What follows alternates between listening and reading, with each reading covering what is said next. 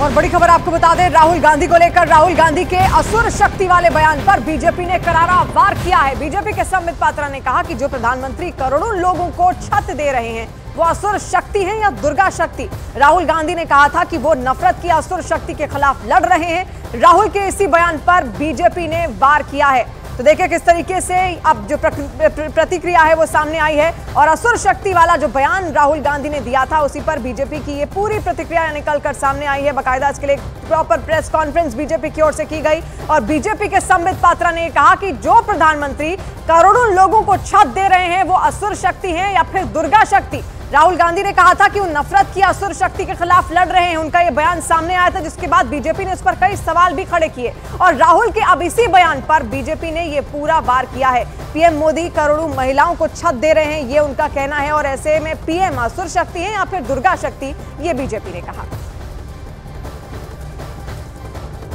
और राहुल गांधी ने आज शक्ति पर छिड़े सियासी संग्राम के बीच एक और शक्ति का जिक्र करके नई सियासी जंग शुरू कर दी है। राहुल गांधी ने कहा कि वो नफरत की असुर शक्ति के खिलाफ लड़ रहे हैं। तो बीजेपी ने पूछा कि जो प्रधानमंत्री करोड़ों लोगों को छत दिलाते हैं वो असुर शक्ति है या दुर्गा शक्ति।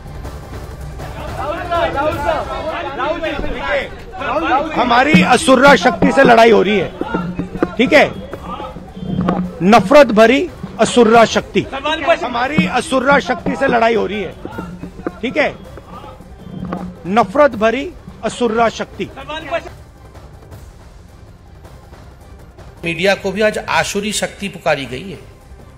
ये आसुरी शक्ति ईडी को कहा गया है, ये आसुरी शक्ति सीबीआई को कहा गया है, पार्लियामेंट में बने कानून को आसुरी शक्ति कहा गया है, हिंदुस्तान के प्रधानमंत्री को आसुरी शक्ति कहा गया है, आज हिंदुस्तान के इलेक्शन कमीशन को आसुरी शक्ति कहा गया है।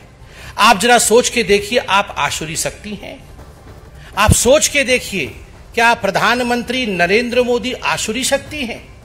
जो व्यक्ति पूरे देश में करोड़ों माताओं और बहनों के लिए इज्जत घर बनाता है वो दुर्गा शक्ति है या वो आसुरी शक्ति है?